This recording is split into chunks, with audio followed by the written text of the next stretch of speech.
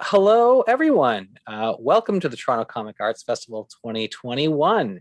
My name is Miles Baker, and I'm the Executive Director of the Toronto Comic Arts Festival. And I'm very happy to be welcoming you today to Spotlight Boulet.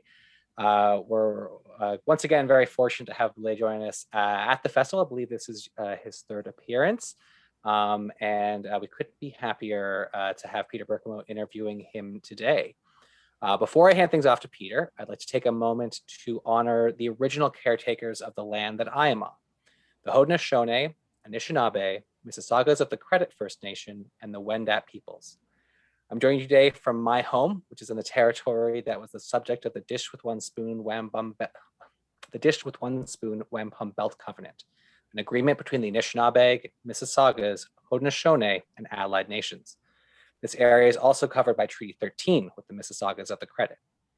I make this acknowledgement as part of a long process in learning what it means to live, work, and make art on colonized land. Going forward, TCAF is committed to increasing Indigenous voices and perspectives in our programming. Now I'm going to hand things over to Peter. Peter Birkemoe is the owner of the Beguiling Books and Art, Canada's premier retailer of high art funny books, and he is the co-founder of the Toronto Comic Arts Festival. Peter, over to you. Thanks, Miles. And welcome back to TCAF, Gilles Boulet, if I will. I want to start by giving just a very basic career rundown for the people here who might not know your work. You won a comic contest in 1998, which led to your work being featured in the Kids Magazine show. Your first published works were all for young readers, including Ragnarok, which we are able to sell in French at the shop, La Rubrique Scientifique, and others. You first became known to, I think, fans outside France with your blog, which began in 2004, and which you undertook the Herculean task of translating in 2009, putting it up in English. There are many book collections of that, many of which are also in the TCAF shop if you're looking to practice your French through reading comics, something I highly recommend. These strips have now been collected in 11 volumes, only the first of which was once published in English. But you can read them all in English online, and the web address will be in the description of this talk after the fact.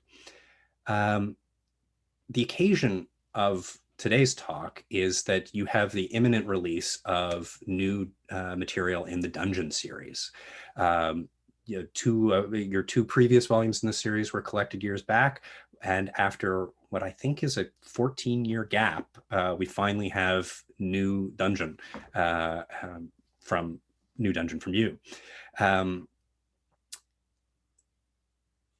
Before I talk about your part in this collaboration, I want to maybe just try and describe the Dungeon series, the series of graphic novels helmed by Joann Sfar and Louis Trondheim. There are now over 40 books in this sprawling multi-timeline fantasy adventure series. It seems to be both a loving tribute to fantasy adventure and fairly wise satire of the genre at the same time.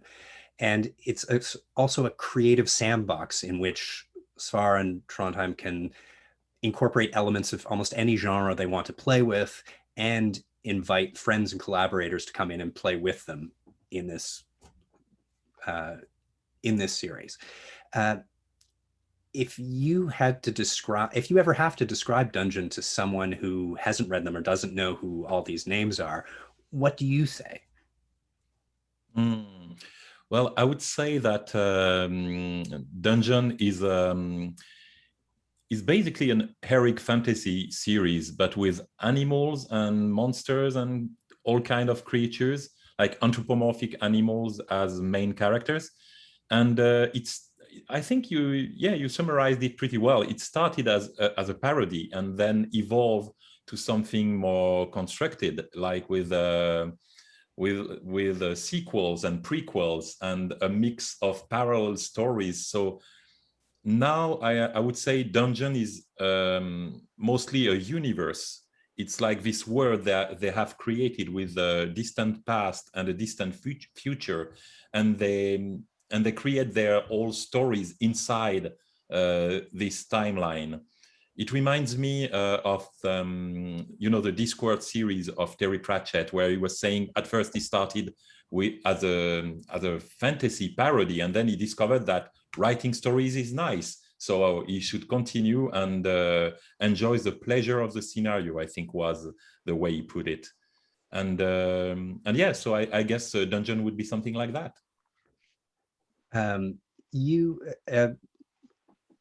You ended up drawing the, I could share my screen, but I've actually got the books right in my hand, so I'm doing this here. You ended up drawing the 5th and 6th books in the main dungeon series. Mm-hmm. And then that series had the earlier volumes in that had been drawn by Trondheim. And then there was a break much longer than one finds in almost any comic series around. What was happening there? Well, that's mostly a question that only Lewis and Joann can answer. Okay. That's a thing with Dungeon. We are mostly guests, meaning I'm participating to the series for the drawings, of course, for the art, also for the creations of characters. Sometimes Lewis and Joann are leaving the slate pretty blank. They are saying, there is going to be this character, we just have his name. So you can draw it and imagine him the way you want. And sometimes our choices impact the story, but the story is just written by Joann and Lewis. The gap in the series, if I understood correctly, is because Joann was really busy doing something else. He was writing books, doing movies, doing cartoons, and Lewis wanted to continue the series, but he told Joann, if you are doing something else, we have to put a stop to it. When will you be available again? And Joann was saying, I'll be available very soon. And Lewis said, I can't write that with anyone else. So what I can suggest is that we write the end of the series, the end of the timeline of this universe. Mm-hmm. And then if we want to go back to Dungeon later, we can come back and fill the gaps, but we will have an end and there will be closure for the readers in case we don't come back. And so I think that's how they reasoned. They said, let's have a beginning and an end. And so the series will be complete whatever happens. And if we want to add more material, there will be always room for improv. And that's what they did after, I think, 13 years, like you said. They contacted me again saying, oh, we are starting Dungeon again. Are you still available? And I said, yeah, sure. It was fun. I get the sense that when they're writing these scripts, they really play to the strengths of the various people they've decided to work with. And that was very clear in the more recent volumes that you did, particularly when towards the end,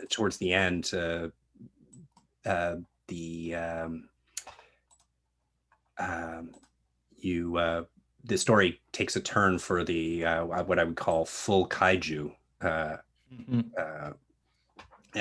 with gigantic monsters in incredible detail that seemed like they really knew what you might like to be drawing and work that into the story. Yeah, I guess it plays. Of course, Lewis knows. I also often send him like insults through text messages and emails, because sometimes the page just says, do a giant underwater library using a fisheye camera, and there should be like 100 characters in it. And I'm like, I hate you. I hate you, my guts. And sometimes they send me this kind of pages. And it was very fun because you are talking about the battle with the monsters at the end of the book, and it was really that. They told me, Lewis sent me the sketches, and there were only like 2 pages out of the 5, and he was saying, it's 5 pages of fight. Do whatever you want. They just fight each other, have fun. that's what you want to hear from someone who is writing. Yeah, that's a writing tips. If you are writing a comic, do that. Yeah. Well, you seem to have really risen to the challenge, but as a reader reading it, I could specifically imagine Lewis doing that at the time. And my interactions with him, that type of teasing seems perfectly what I would expect. Yeah, and I was really happy because for me, the first time I started on Dungeon, I was pretty young. It was like more than 15 years ago, and I was kind of shy because I had only worked on my personal project. I had never worked on someone else's project, and not something as huge as Dungeon was already. So for me, it was like a big honor, and it was very intimidating. And for the two first books I drew, I felt that I was really, I could feel the weight of this responsibility. Right. And I don't know if it's a nice thing to say, but no, I don't care. I mean, I love doing Dungeon. I'm having so much fun drawing this series, but I don't have like this weight of the responsibility. I am like, yeah, it's a cool series and I'm having fun with friends. I'm not terrified that I'm going to make a mistake and I can do whatever I want. So I'm having a lot of fun, and I think it makes better books. And so I guess that did seem to me when I was looking at the dates of publication that your being selected to work on this is not that long after Shampooing, which is I guess Lewis is involved in that. Yeah. That line at Delcourt is the line that is publishing your blog comics. So he's involved editorially at bringing you on board to publish the comics you've already done online at the same, and not long after that is approaching you to be involved in Donjon. I think that's not really how it happened. We met a few years prior to that, and we discussed, because I was really intimidated meeting him, because he was one of my role models in comics. So I wanted to meet him.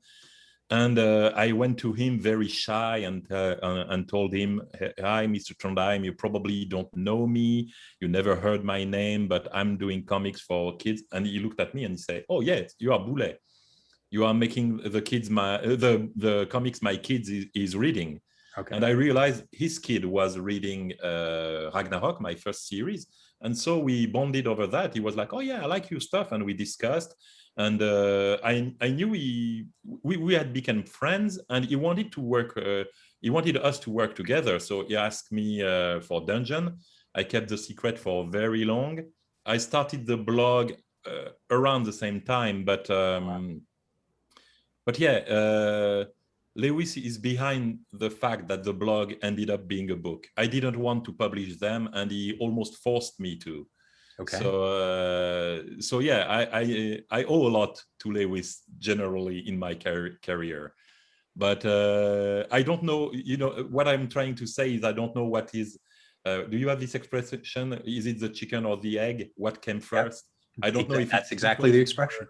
Yeah, I don't know if it was because we were becoming friends that we started working together, or if it was because we were starting working together that we became friends. And I mean, this is an observation I'm going to make that you touched on a little bit about how prior to working on Dungeon, you had written and drawn your own material, and you hadn't been working with somebody else.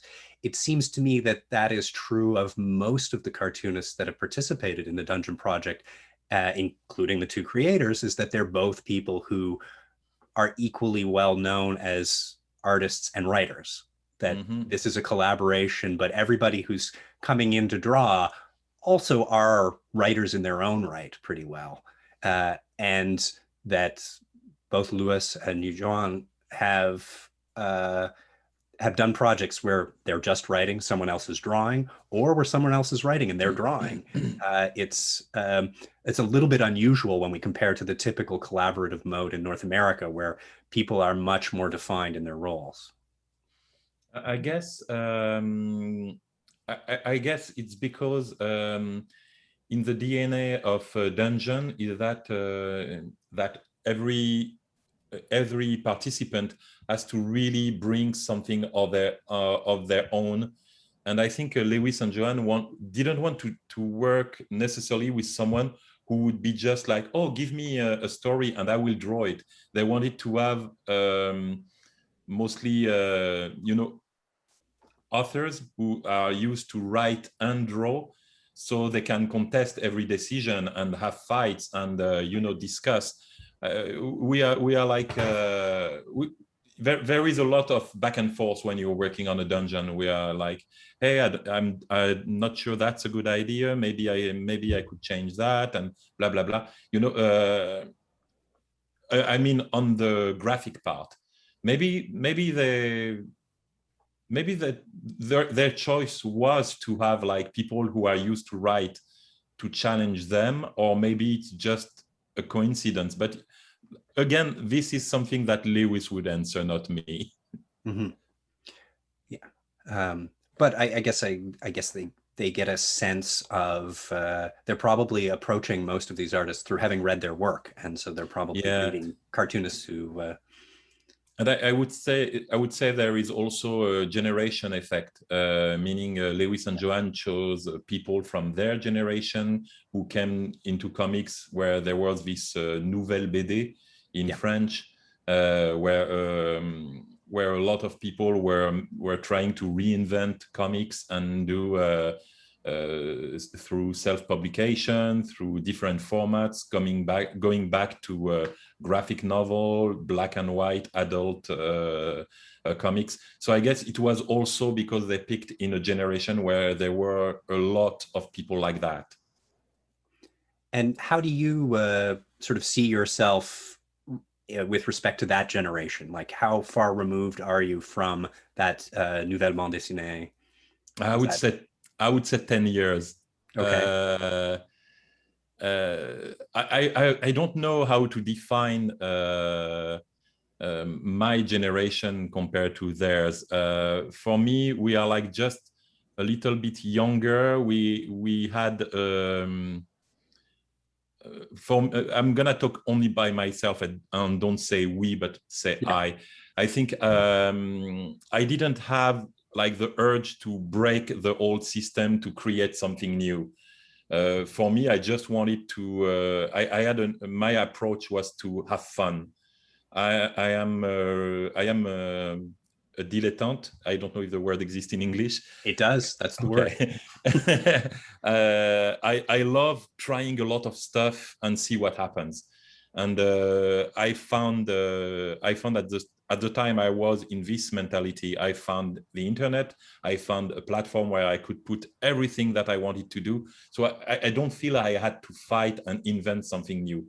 I feel like I got a great opportunity to meet a new territory, to have like something like the far west of comics on the internet. Like there was nothing. We could just go and propose new stuff, blogs, webcomics, and stuff like that. And I had a lot of fun, and I've always been fun driven. I can stop working on something that pays my rent if someone offers me something that's very more fun. That's what I'm doing.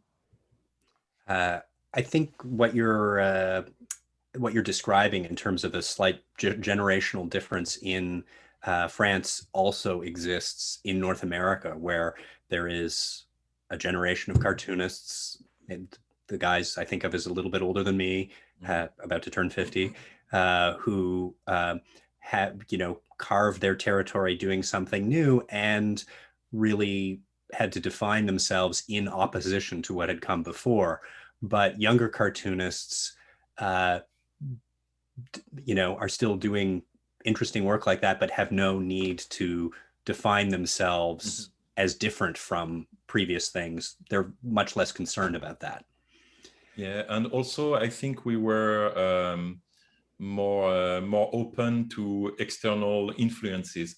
For me, I am on the fence about this one because I was not. It was not really my generation, but mostly the people who come after me. But I still have a huge influence from manga and stuff like that, Right. which I don't think was so present in the previous generation.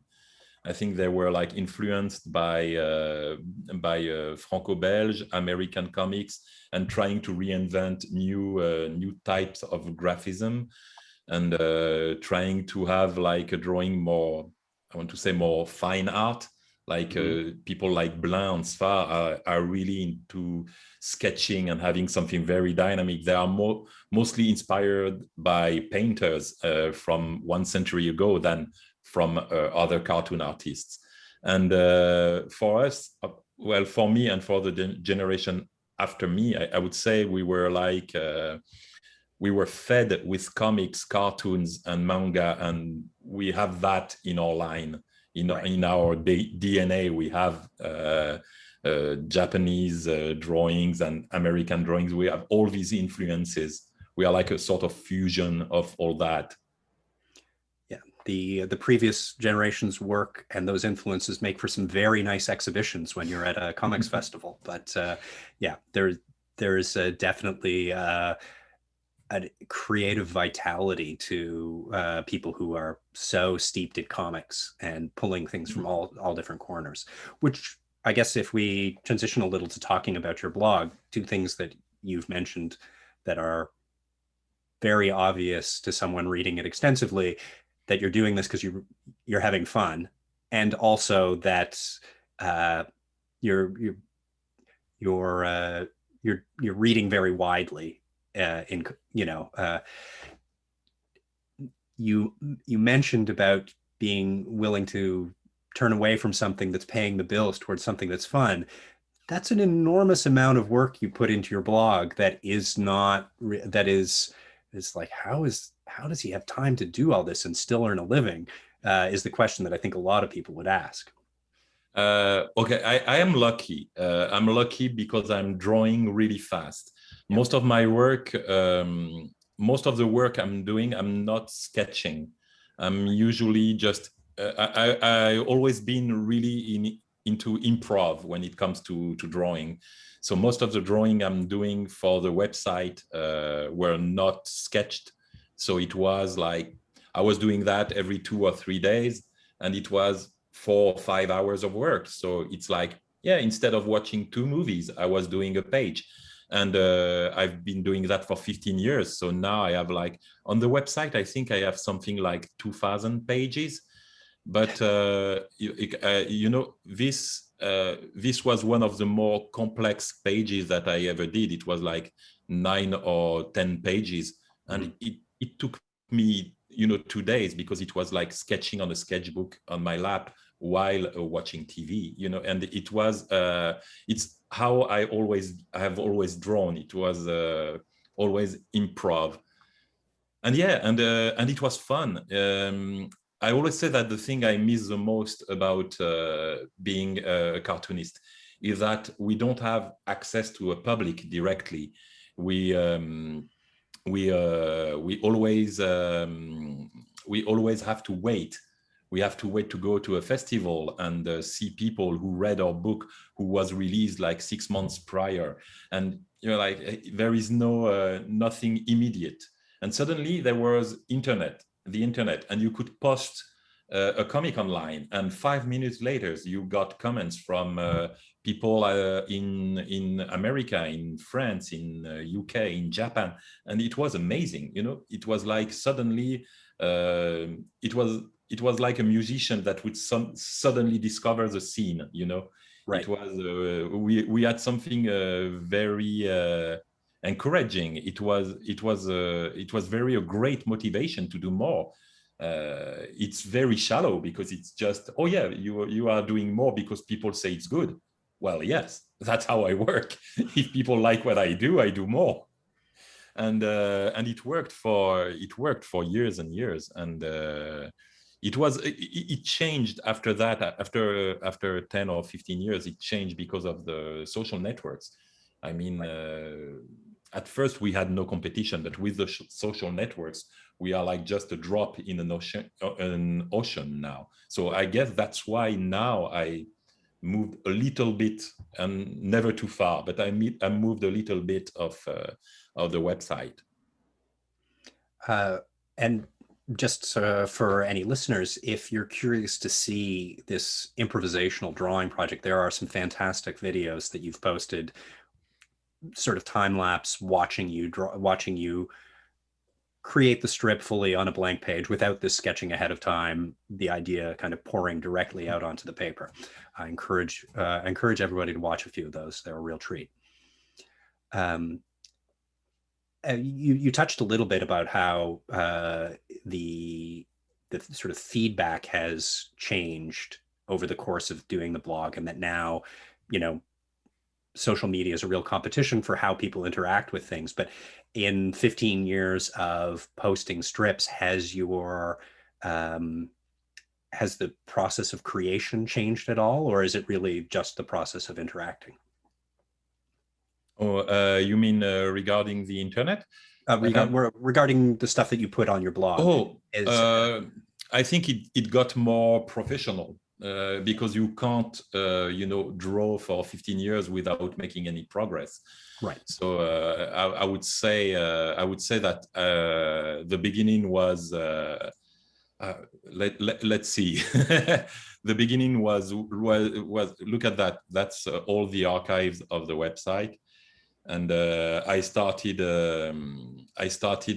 with very poorly drawn line. It was like this. I was doing that in an hour, and it's really fast sketch. And at the end of the website, I would try other things. I would try pixel art. I would try animation, and I would do something more like that. So there was. It was like I said, a new way for me of doing comics. So there was a lot of exploration. There was a lot of finding new stuff to draw, finding new ways to tell a story.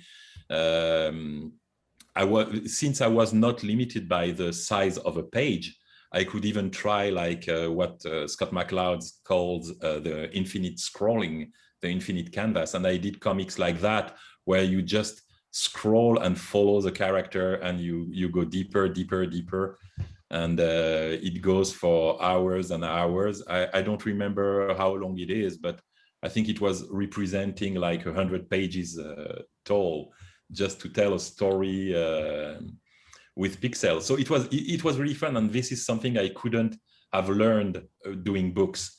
I had to learn doing that.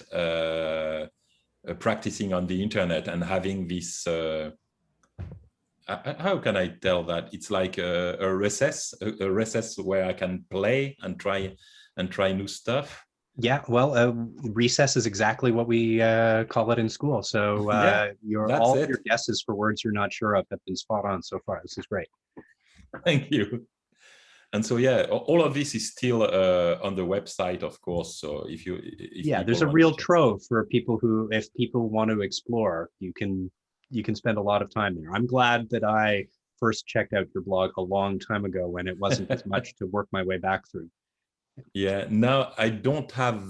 I finally had rent to pay, so I'm not doing blog that much that I used to. As much as I used to do, but I still want to be, on the internet and doing stuff that is not motivated by money. I like doing exercise and having fun. Right now, since most people are on social media, I wanted to try Instagram, because Instagram, has this fixed panel size and a fixed number of panels. So I can try to do comics that are like exactly 4, 5, or 8 panels, and tell short stories on this square format. So it's really fun to go back to a format that reminds me of press. It was like comics in the newspaper, because they had so little space. So just having fun. And this is another thing of the from the generation before you, there is a real group who are eager to embrace constraint or formal experimentation. Something that, you know, that will always hook me in if somebody's like, oh, I see they're playing with form, and that's one of the things that keeps your blog very fresh, I think. I would say that's the main influence of Lewis' generation, because he created with friends this movement in French we call Oubapo, which I won't even risk to translate it. It means like, let's try to make fun comics with that can be read from left to right and right to left, and make comics that are palindromes and stuff like that. They had this all literally exercise to make comics.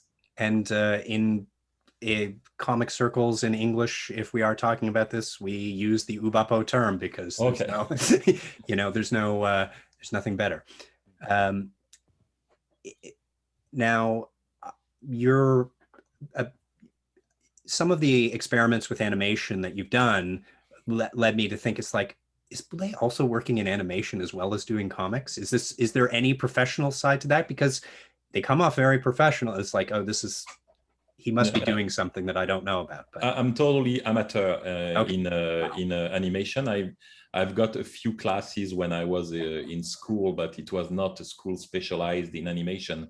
But I've always been really frustrated regarding that, because I'm a huge fan of animation. I love animating stuff. So I wanted to learn animation, and I tried my best to learn by myself. I've been working a little bit in animation, but not animating. I've written some episodes for French TV shows, for 2 TV shows with Lewis Trondheim again. One was called OVNI, and the other one, Allez raconte. More recently, I wanted to know what it was like to work for a company, to really have a job. You have to wake up in the morning and go to an office. And so I worked a few months with a studio, an animation studio. It was Illumination, the one who make the Minion and Despicable Me. I've worked on a project that is still not released, but I've been working with them for 3 months doing storyboard and what we call beat board. It's like finding ideas, just writing down on paper. So it was really fun. It was really fun for a while, and it was really weird to get actually paid for drawing, because comics don't pay very well, and animation does pay better. So I was really surprised. I was like, oh, okay, I could make a living of drawing, actually, if I was not a comic artist. And after that, I did some freelance work for Cartoon Network. I worked with one of my friends, Adam Muto, who is the director of the series Adventure Time. And he was doing a spin-off of Adventure Time, and he asked me for a few drawings. So I did some freelance for him. But that's about it.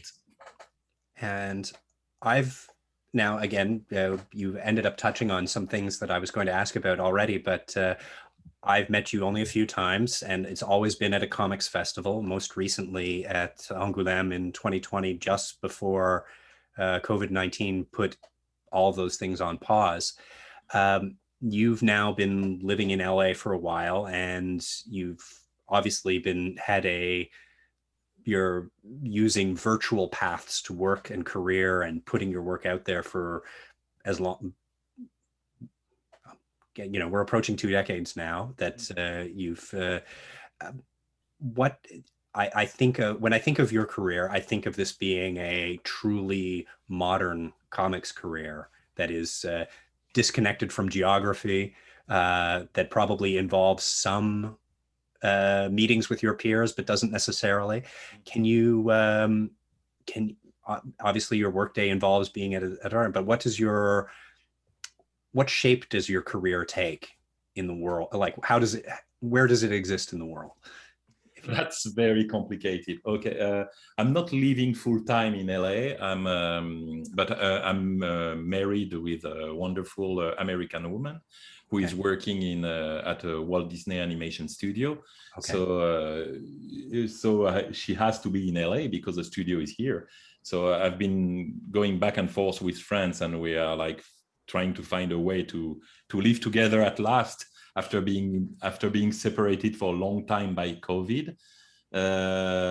Because for almost 10 months I wasn't able to pass the border to visit her. It's been a very hard time, and now it's starting to get better.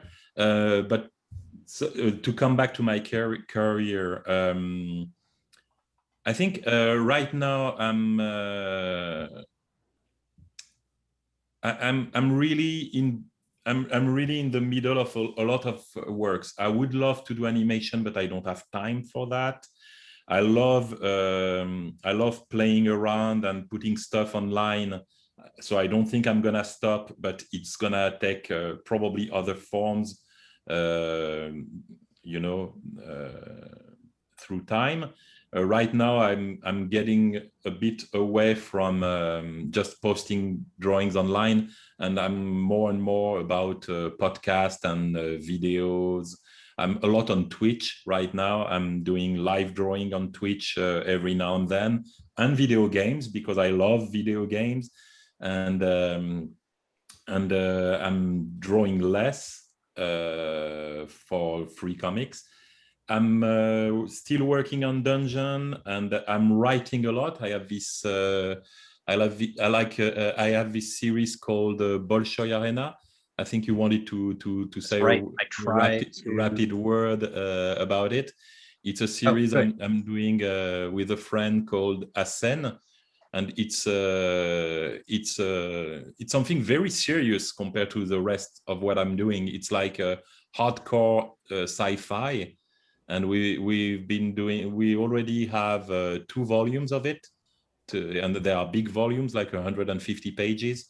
And I hope there will be an English translation, but for now, it doesn't exist. I've been waiting. Yeah. Yeah, you are followed by publishers, right? So yeah, someone should wake up. Yeah, we have a very deeply stocked BD section at the store, and put these books out there in not only to hopefully sell them to the people who will read them, but also to inspire publishers who might be walking in. It's like, look, there's all this great stuff. There's no shortage. Look at that. This guy is basically the French Otomo. It seems a real love letter to his work and to other science fiction of that era. He's a huge fan. Asen is a huge fan of Otomo, Shiro, and others. And I didn't ask for that. I gave him the story, and he said, "Oh, I want it to be like a sort of homage to old manga because this is what I am really into." And I said, "Well, okay, it's a different book. It will be probably a better book, so let's do it." And he made my story so much better by this choice. So I was really happy. So how specific then was your script for this? And that these turned out to be pretty substantial books, 180 pages of comics. Was that obvious from what you wrote that they were going to be that big? I can't just write. I'm always sketching. So what I gave to Asen when I did that was actually a storyboard. He had the whole book drawn my style, and he interpreted as he wanted. I'm trying to find an example because he posted a comparison online to humiliate me, and it worked. And but I don't remember where it was. If I find it, I will show you. Yeah. You can have the comparison. He posted that on Instagram. And so that ends up being, so this is 2 fairly substantial volumes so far. How close are you to, does this have an end in mind? It's supposed to be a 5-volume story. Okay. And I finished writing the 3rd one. and Asen is working on it right now. So he should be approaching the end by now. I think he's around page 120, something like that. So I don't know when, but we should have the third volume at the end of 21 or early 22, I would say. That's amazing.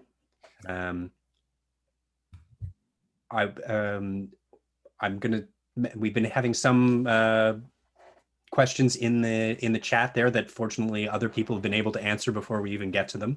But if people do have questions, please don't hesitate to ask.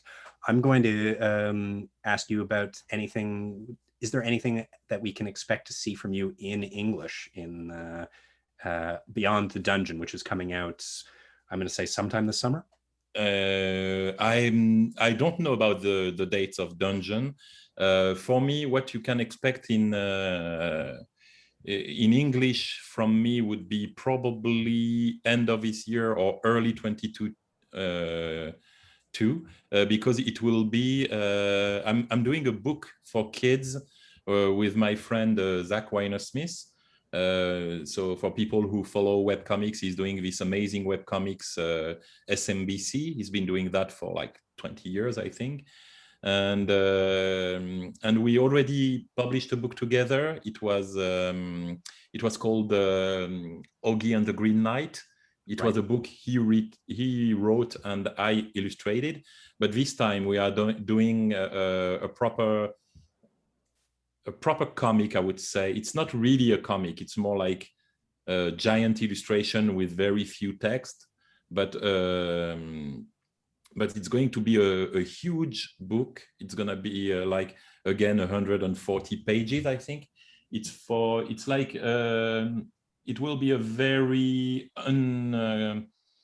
unusual book. It's like this kind of book for kids that are meant for the parents to read for their kids. Okay. And it will be dark and weird and charming, and I'm very excited about it. I can't tell you more about it because it's not announced yet, but it's one of my best experience as an artist to work on this book. I've gone to something completely different,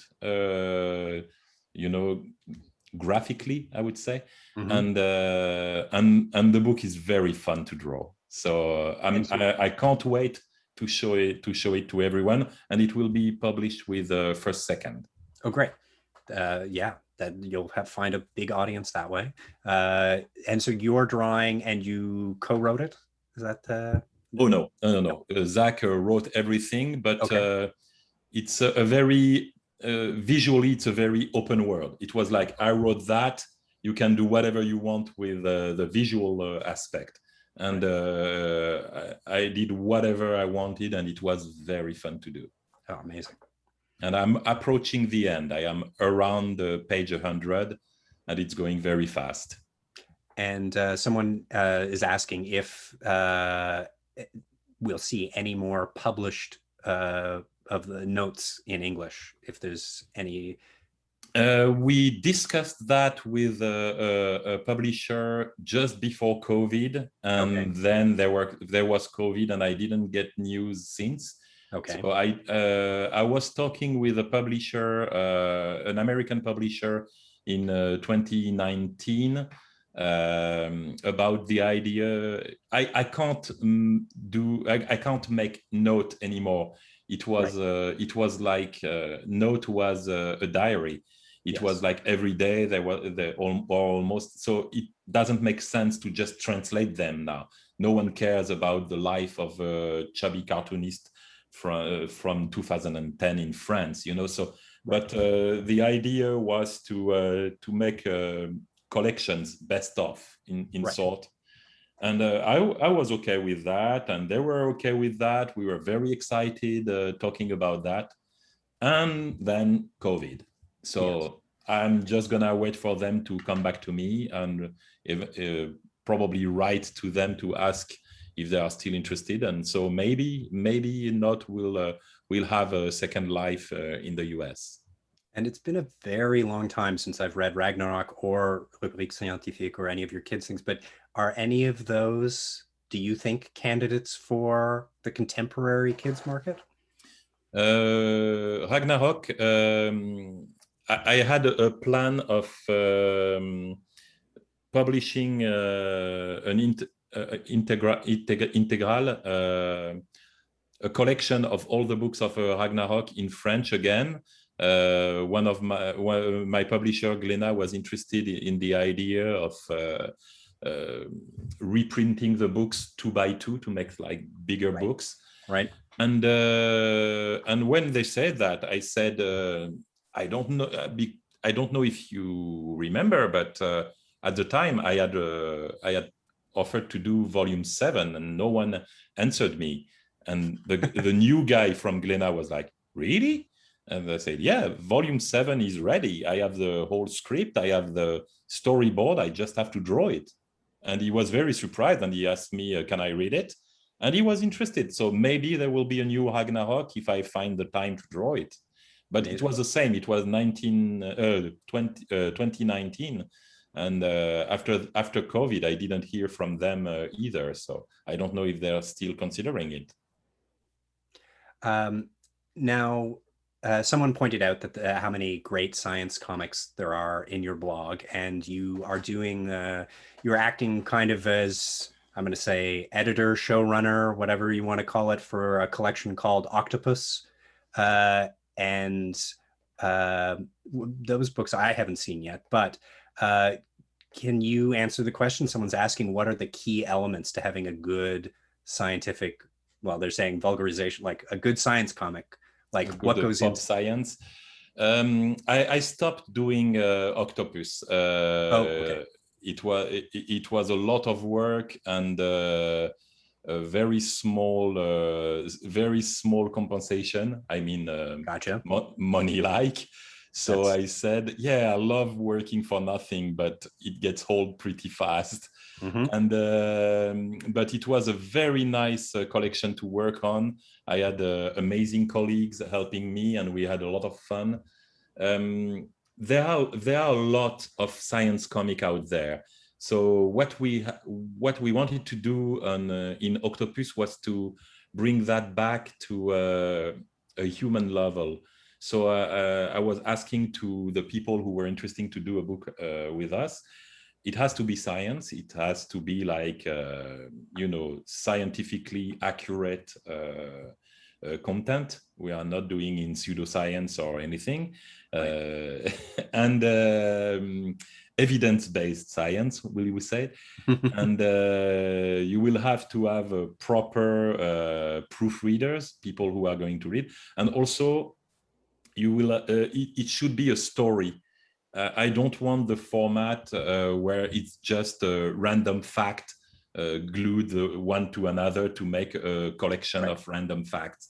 I want a real story. So we did a book, for example, about planet Mars, and we did a fiction about it. We did a fake documentary about the first team landing on Mars, and it was really fun because we could talk about the psychological aspect, the technological aspect, what would be the challenges landing on Mars, and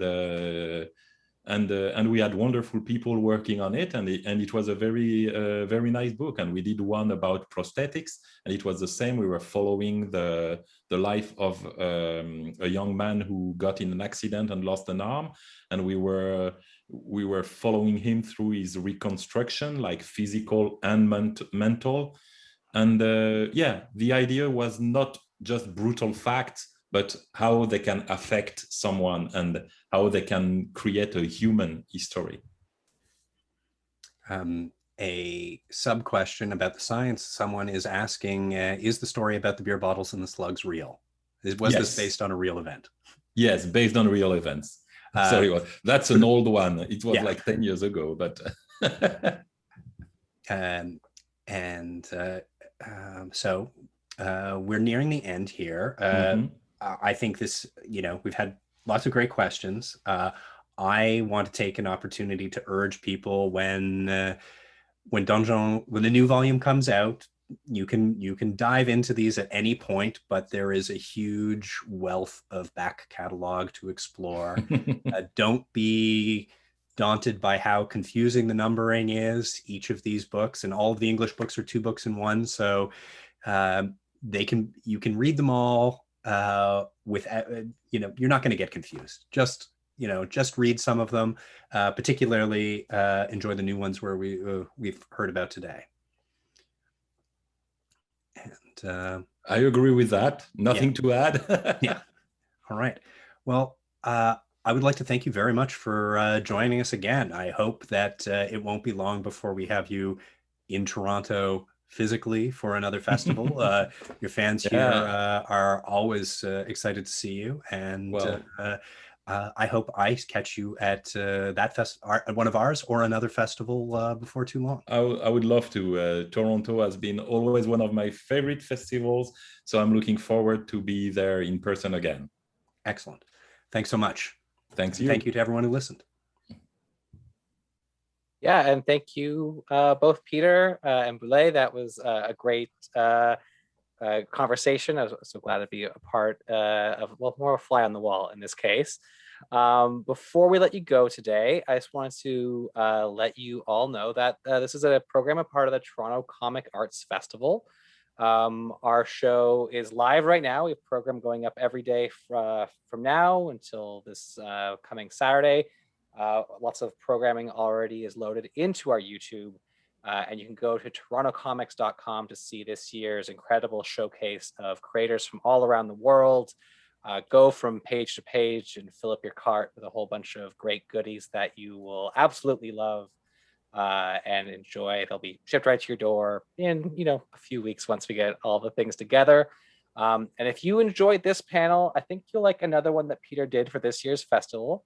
Premiering tomorrow on YouTube at 3 p.m. It's The Secrets of Chocolate with Frankie Lacron, interviewed by Peter Birkemoe. And you can, I believe right now, go onto YouTube and queue up the premiere. So it'll push a notification right to you when you get in there. And finally, before I go, I'd like to take a quick moment to thank our sponsors for this year's festival. Seneca College School of Creative Arts and Animation is our premier programming sponsor. So a big thank you to them, as well as the Consulate General of France in Toronto for supporting today's program, as well as support from our government funders, the Canada Council for the Arts, the Ontario Art Council, and the Toronto Art Council. That's it for me for now. Thank you so much for joining us this afternoon, and happy TCAF, everybody. Thanks. Thanks.